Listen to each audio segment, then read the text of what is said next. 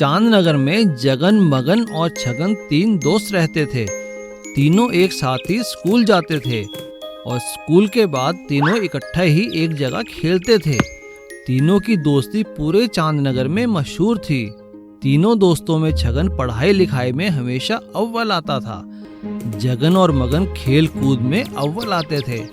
छगन के माता पिता को छगन का जगन और मगन से मिलना अच्छा नहीं लगता था। वो हमेशा उससे कहते रहते, बेटा इन आवारा लड़कों से दूर रहा करो, अपनी पढ़ाई में ध्यान रखा करो। पिताजी वह मेरे दोस्त हैं, आप उनके बारे में कुछ ना कहिए। ऐसा कहकर छगन खेलने चला जाता है। छगन के माता पिता छगन को पढ़ाई के लिए शहर भेज देते हैं।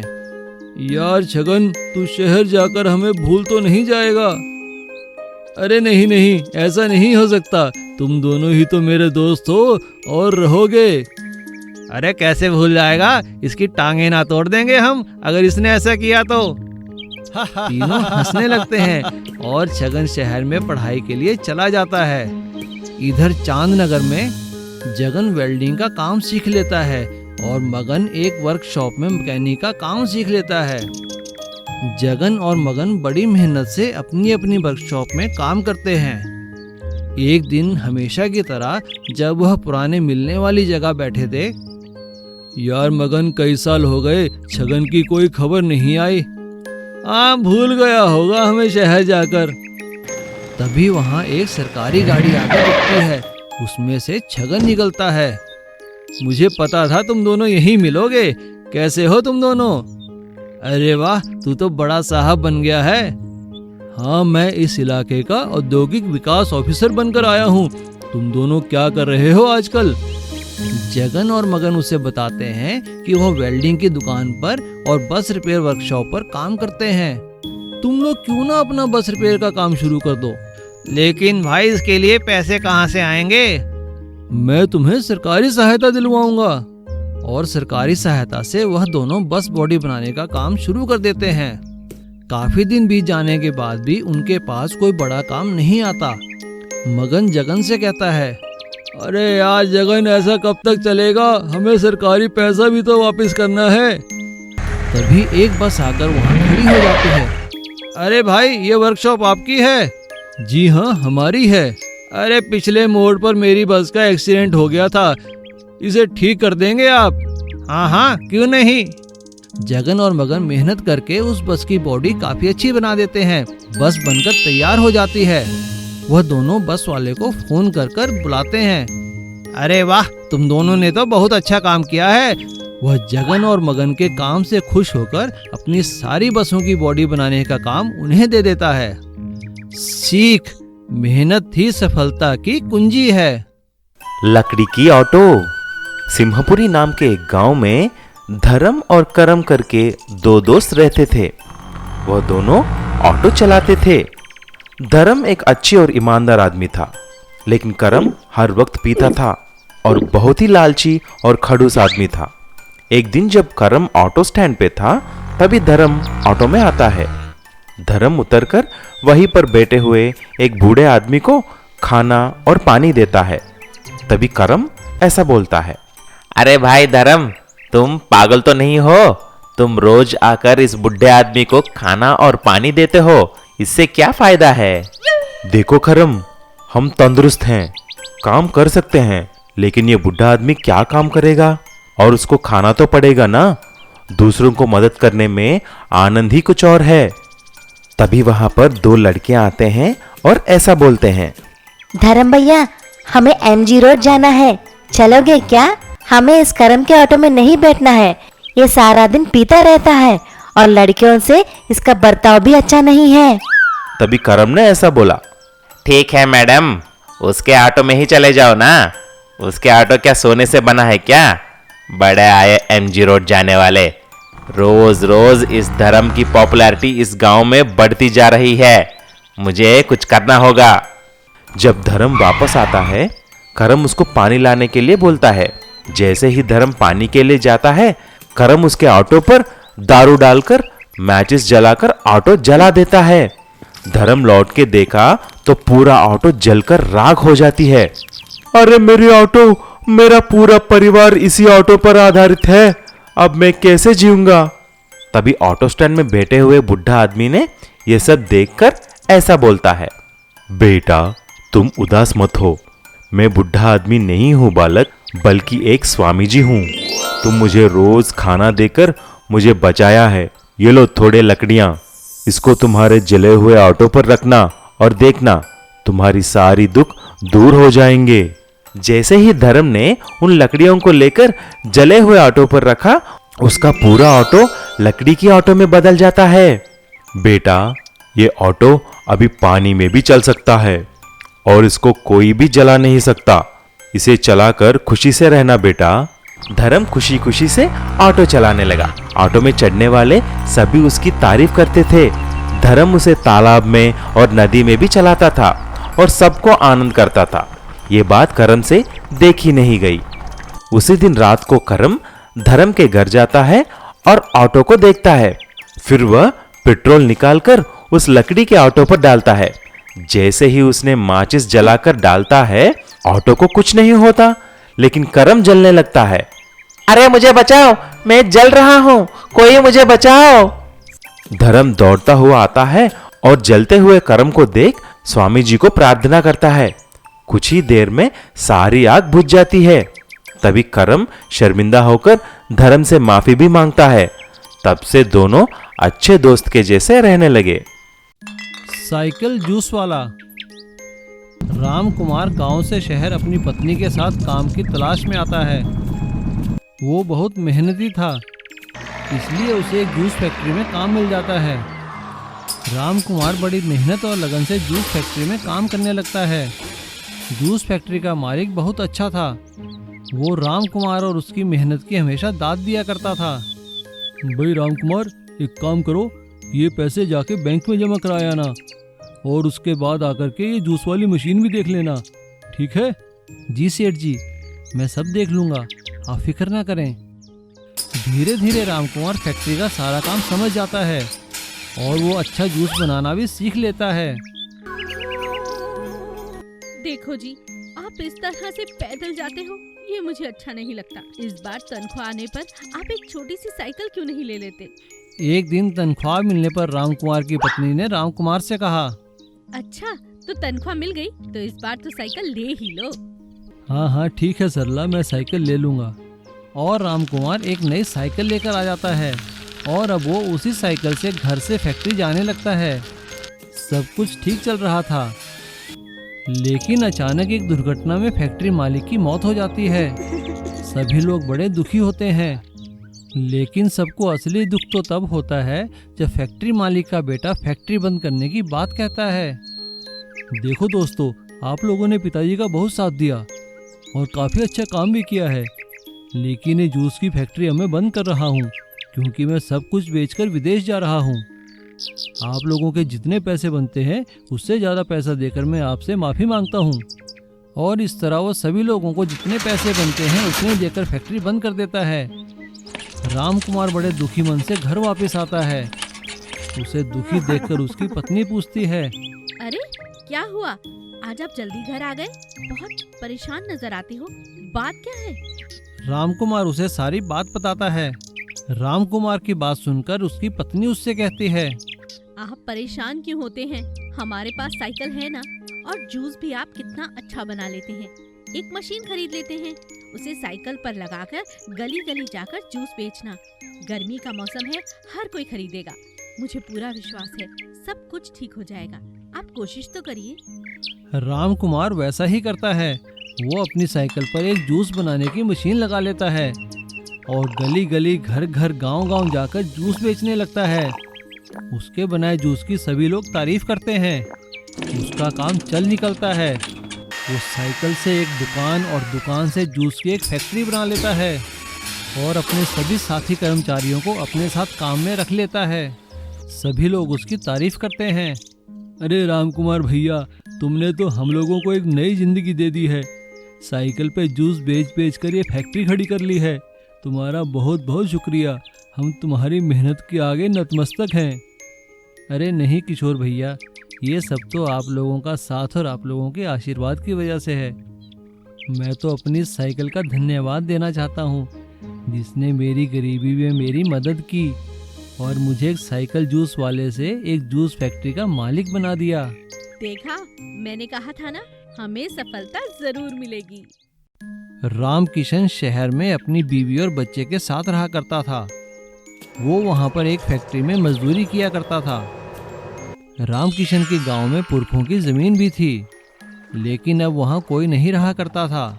लेकिन एक दिन जिस फैक्ट्री में रामकिशन काम कर रहा था वो फैक्ट्री बंद कर दी गई। रामकिशन की नौकरी चली गई। उसे परेशान देखकर उसकी पत्नी ने उससे कहा, आप परेशान क्यों होते हैं? हम गांव चले चलते हैं। वहाँ पर पुरखों की जो जमीन है यूं ही पड़ी है, जाकर उसमें कुछ खेती बाड़ी करते हैं। बात तो तुम सही कह रही हो, लेकिन क्या हम खेती कर पाएंगे? आप ऐसा क्यों सोचते हैं? हम किसान की औलाद हैं, हमारे नस नस में खेती बसी है। धीरे धीरे हम सब सीख जाएंगे और सब करने लगेंगे। रामकिशन अपनी पत्नी के साथ गांव आ जाता है और अपने उजाड़ पड़े घर की साफ सफाई कर उसमें रहने लगता है। तभी गांव के एक बुजुर्ग इंसान उसके पास आते हैं।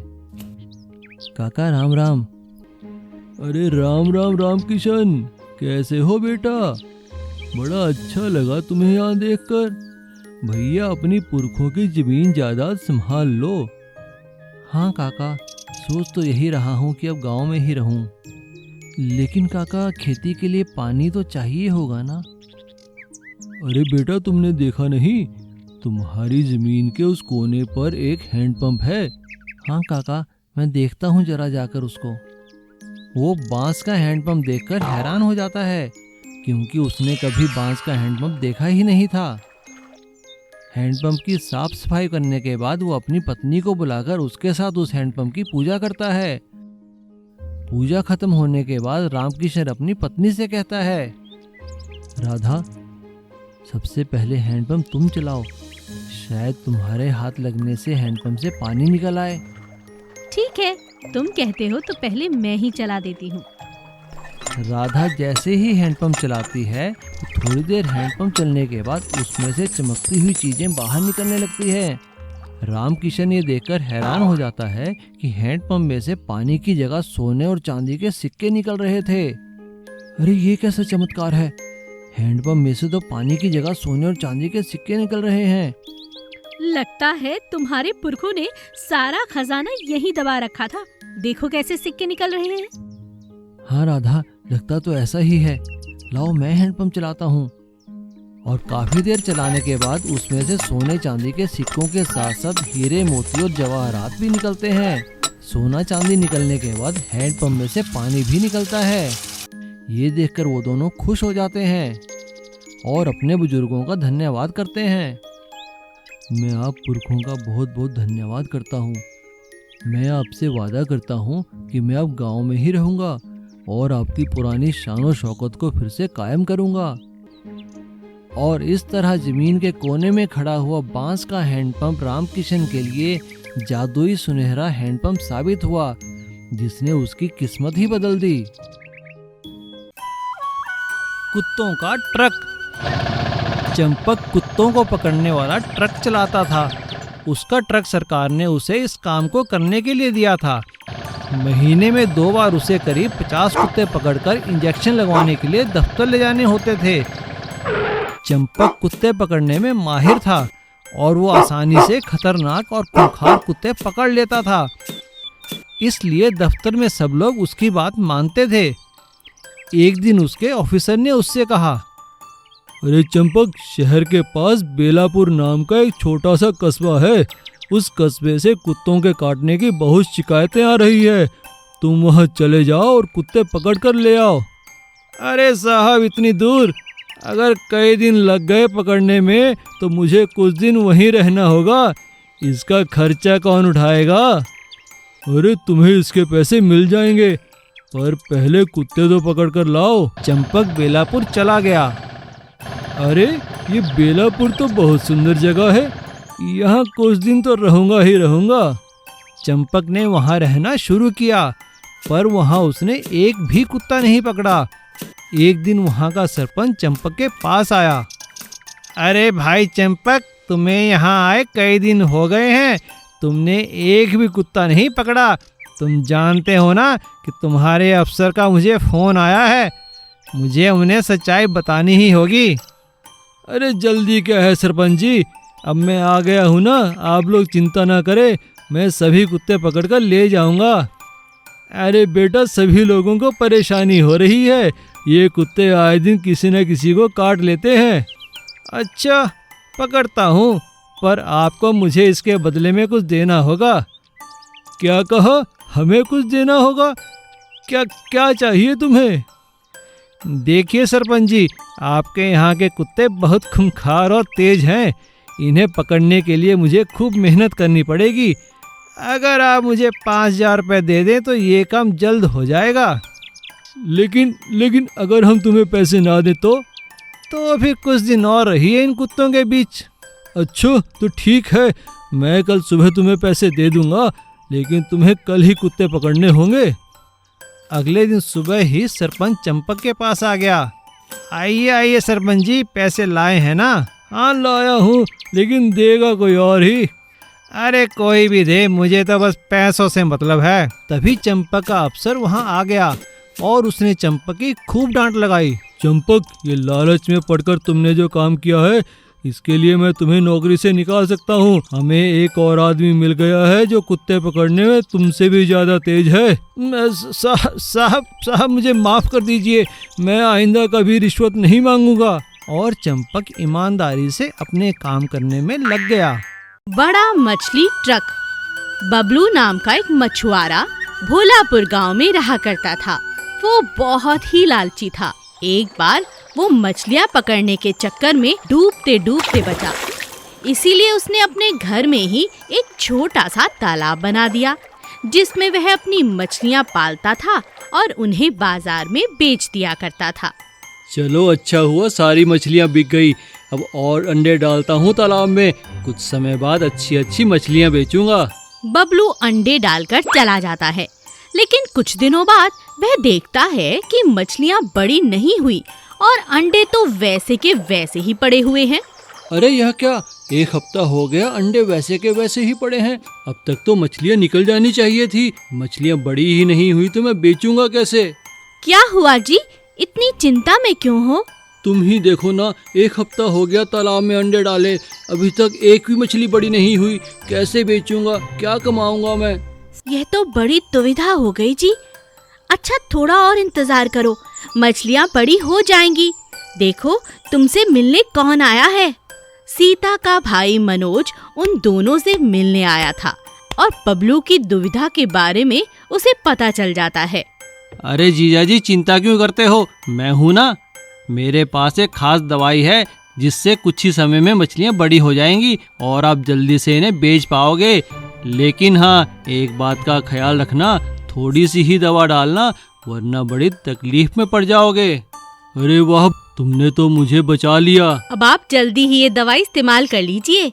बबलू उसी समय तालाब पर जाता है और लालच के चक्कर में सारी की सारी दवाई उसमें डाल देता है।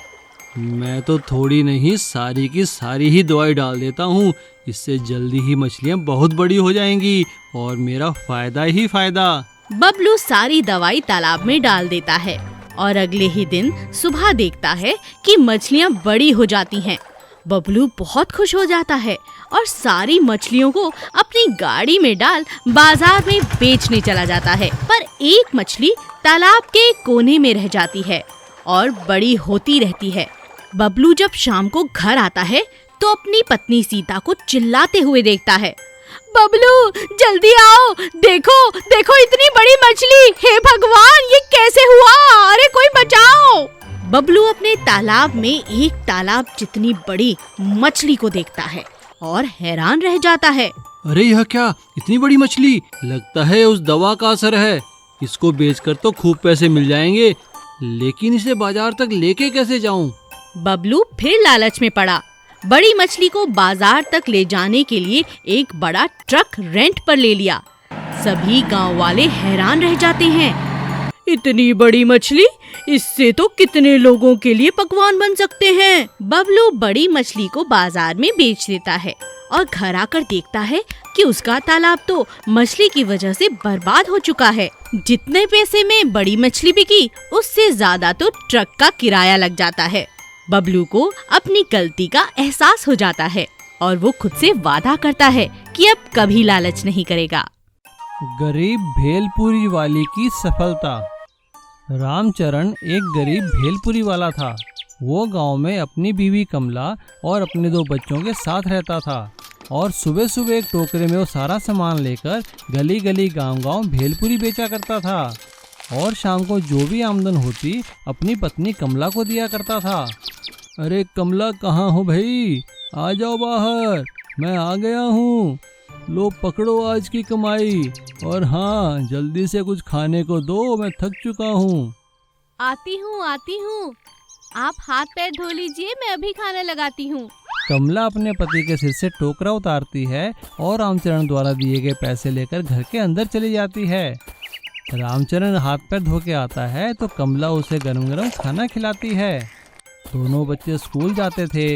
रामचरण काम पे चला जाता था और कमला घर संभालती थी। काम से वापस आ रहा था तभी एक ट्रक ने उसे टक्कर मार दी जिसमें रामचरण की मौत हो गई। हे भगवान, ये तूने क्या किया? ये मुझे किन बुरे कर्मों की सजा मिली है? अब मैं क्या करूंगी? अपने बच्चों को कैसे अकेले पालूंगी भगवान?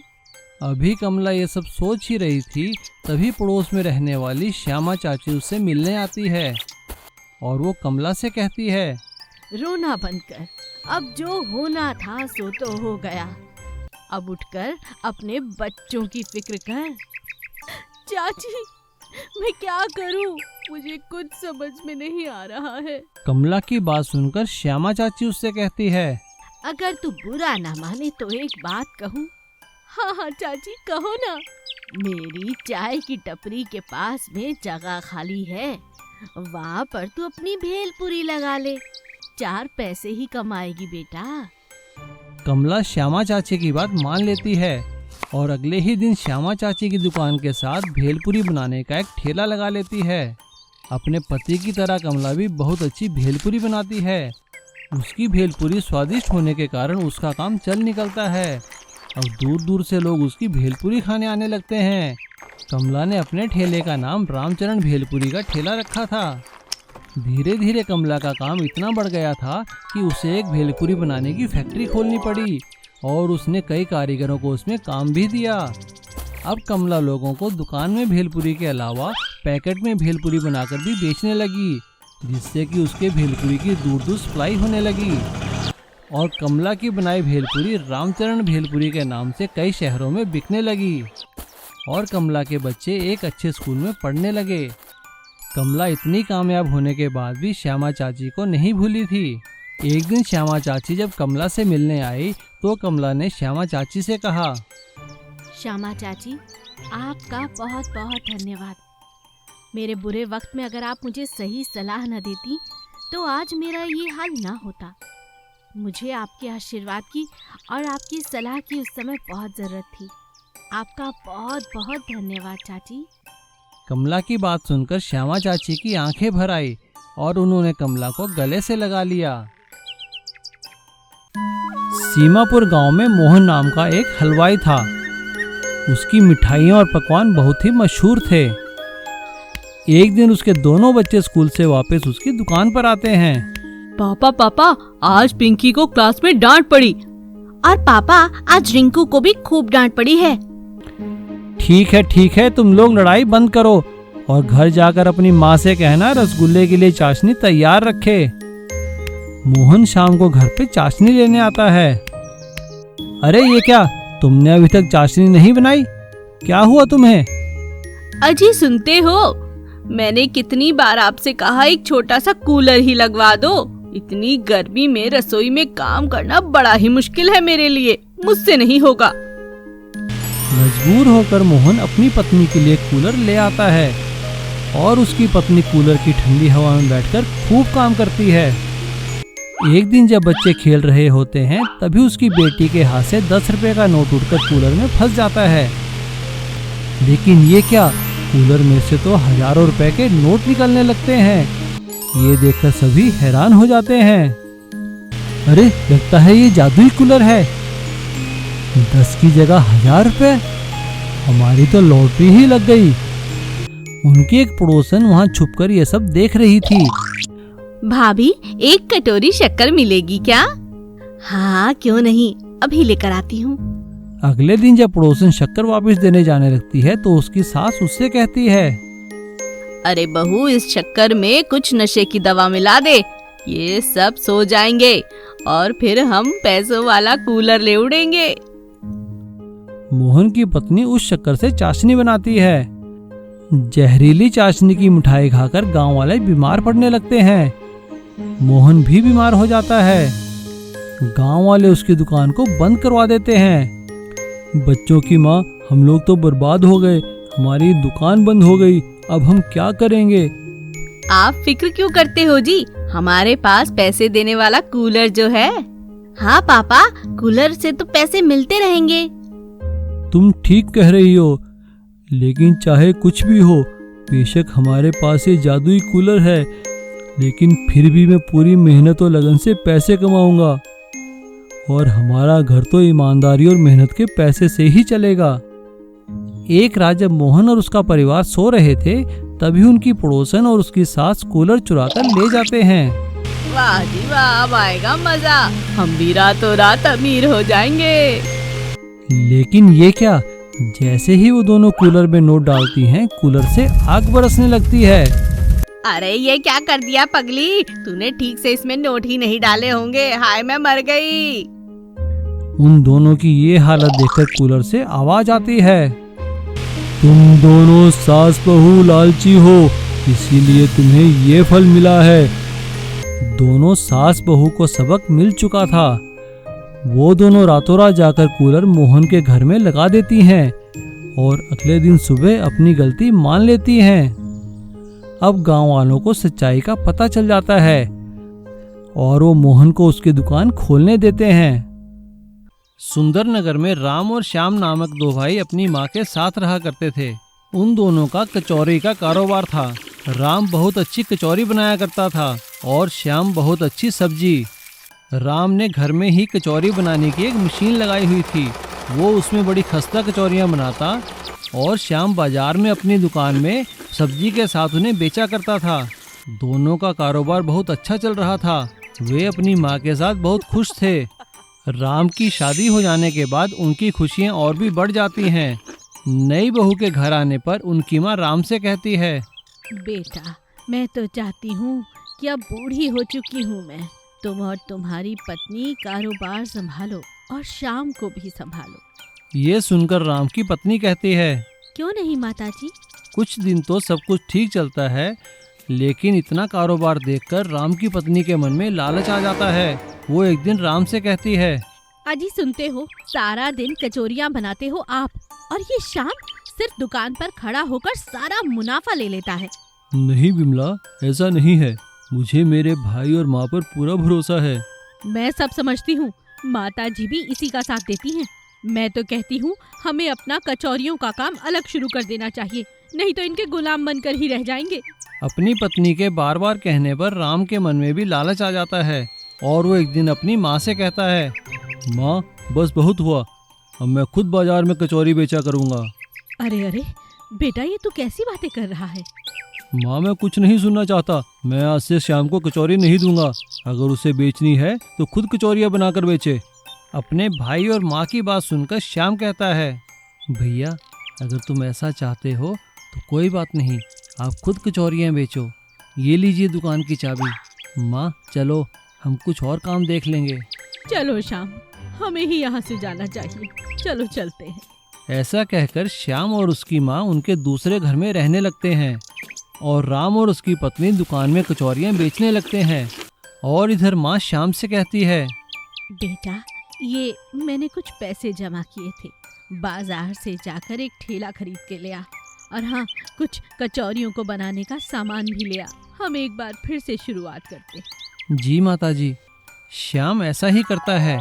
उसकी माँ कचौरियाँ बनाती है और श्याम सब्जी, और वो दोनों बाजार में कचौरियाँ बेचने लगते हैं। राम कचौरी बनाना तो जानता था, लेकिन वो ये भूल गया कि उसको सब्जी बनानी नहीं आती। घटिया सब्जी के साथ कचौरी बेचने के कारण उनके दुकान की बिक्री कम हो गई और इधर श्याम और उसकी माँ के हाथ की बनाई कचौरी और सब्जी धड़ाधड़ बिकने लगी। अब सभी लोग राम की दुकान से नहीं, श्याम की दुकान से कचौरियाँ खाने लगे। ये देखकर राम को अपनी गलती का एहसास हुआ। राम अपनी पत्नी को लेकर अपनी माँ के पास जाता है और उससे माफ़ी मांगता है। माँ, मुझे माफ़ कर दो। भाई श्याम, घर वापस चलो। माताजी, मुझे माफ कर दीजिए। राम की माँ उसे माफ़ कर देती है। श्याम और माँ दोनों वापस घर आ जाते हैं और फिर से पहले की तरह काम करने लगते हैं और वो सभी फिर से खुशहाली से रहने लगते हैं।